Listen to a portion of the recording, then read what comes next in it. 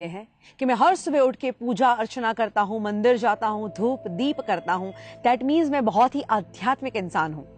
नहीं, आप एक धार्मिक इंसान है, पर आध्यात्मिकता तो धर्म से भी ऊपर आती है।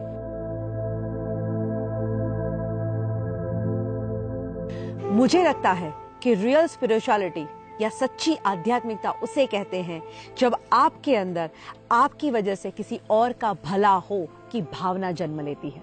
अगर आपकी वजह से किसी का अच्छा होता है तो सही में आप एक आध्यात्मिक इंसान बन सकते हैं। मदर टेरेसा एक आध्यात्मिक लेडी थी जिन्होंने अपने बारे में नहीं औरों के बारे में सोचा। एंड ये भावना तो कुदरत ने हर इंसान के अंदर दी है, बस उसे जगाने की जरूरत है। कहते हैं जब आप दूसरों की मदद करते हैं तो ऊपर वाला तुम्हारी मदद करता है। एंड जब आप दूसरों की मदद करते हैं ना, वो आपको रिवॉर्ड करता है। किस चीज से? बेहद खुशी से, बेहद सुकून से।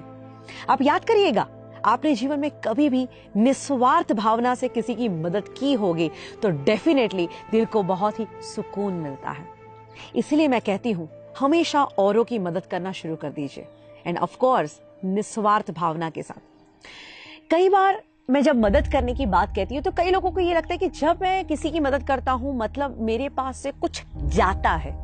बट रियल डेफिनेशन आप किसी को मदद करने की या हेल्प करने की समझेंगे तो मदद करने से कभी किसी का कुछ नहीं जाता। अरे वही चीज मल्टीप्लाई होके जीवन में वापस आता है। इसी को समझाने के लिए मैं आपको एक स्टोरी सुनाती हूँ। अमेरिका में एक लेडी थी जिसके पास कोई ज्यादा पैसे नहीं थे, हस्बैंड की डेथ हो गई थी, पेंशन के पैसों से जीवन बिता रही थी। तब एक घटना घटी। उसके घर के बाहर एक लड़का आया, दरवाजा खटखटाया। वो देखती है, वो 14-15 साल का एक लड़का जो सेल्समैन था और अपनी प्रोडक्ट्स बेचने के लिए आया था। ये लेडी के पास उतने पैसे नहीं थे तो उसने कह दिया कि देख बेटा, मेरे पास इतने पैसे नहीं है, मैं तुझे गलत उम्मीद नहीं दूंगी, मैं तेरी चीज वस्तुएं खरीद नहीं पाऊंगी, पर 2 मिनट तू मेरे घर में आ। वो घर में बिठाती है और किचन में जाती है और दूध का एक गिलास लेके आती है और कहती है कि बेटा, मुझे लगता है कि तू बहुत भूखा है, बहुत प्यासा है, मैं तेरी और कोई मदद नहीं कर सकती, बट एक ये दूध का गिलास तुझे दे सकती हूँ जिससे तेरी भूख और प्यास दोनों मिट जाएगी। बच्चा दूध का गिलास पीता है, थैंक यू कह के चला जाता है। इस घटना को और 15 साल बीतते हैं। अब तो ये लेडी बहुत बुजुर्ग हो चुकी है और एक दिन उनको हार्ट अटैक आता है। आस पड़ोस वाले उनको हॉस्पिटल में भर्ती करते हैं और जब उनके ऊपर सर्जरी होती है, बाद में वो ठीक होकर अपनी आंखें खोलती है, तब उनको पता चलता है कि उनके ऊपर तो ऑलरेडी एक बहुत बड़ी सर्जरी हो चुकी है और जिसका लाखों का बिल बन चुका है। इस लेडी के पैरों तले से जमीन निकल जाती है और रोने लगती है कि हे भगवान, मुझे क्यों बचाया? अब मैं ये बिल कहां से पे करूंगी, मैं ये पैसा कैसे दूंगी? और 2-3 दिन वहां पे वो इतनी उदासी के साथ बिताती है। वो सोचती है मैं किसकी मदद मांगू। आखिर में उसका डिस्चार्ज का डे आता है।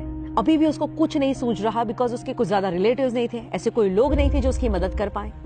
वो भारी भारी कदमों से चलते हुए रिसेप्शन के काउंटर पे पहुंचती है। सोचती है मैं उनसे क्या बात करूंगी। वो कहती है मेरा बिल दिखाइए। वो बिल देते हैं एंड अप्रोक्सीमेटली 5 लाख रुपए का उसका बिल आया है। वो बिल देखती है पर उनको ताज्जुब होता है क्योंकि उस बिल के नीचे लिखा था ऑलरेडी पेड, एंड उसके नीचे लिखा था thank you for the glass of milk. यानी वो लड़का जिसको उन्होंने एक दूध का ग्लास दिया, दोस्तों आज वो बड़ा होके एक डॉक्टर बन चुका है और उसी की हॉस्पिटल में ये लेडी आती है और वो देखता है कि ओ माय गॉड, ये तो वही लेडी जब मैं कुछ नहीं था और उन्होंने मुझे दूध का ग्लास दिया था।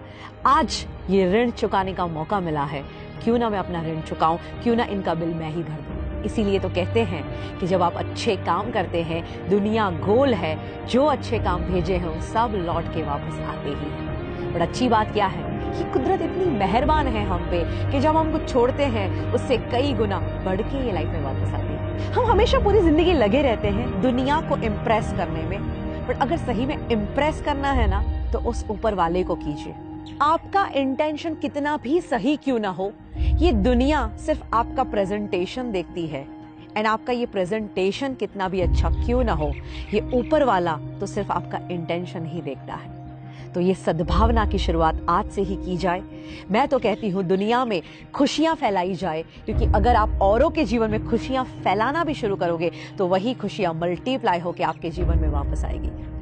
भगवत गीता में बहुत ही सुंदर कहा गया है कि इस दुनिया में कोई भी इंसान अगर दुखी है तो तुम लंबे समय तक खुश नहीं रह सकते।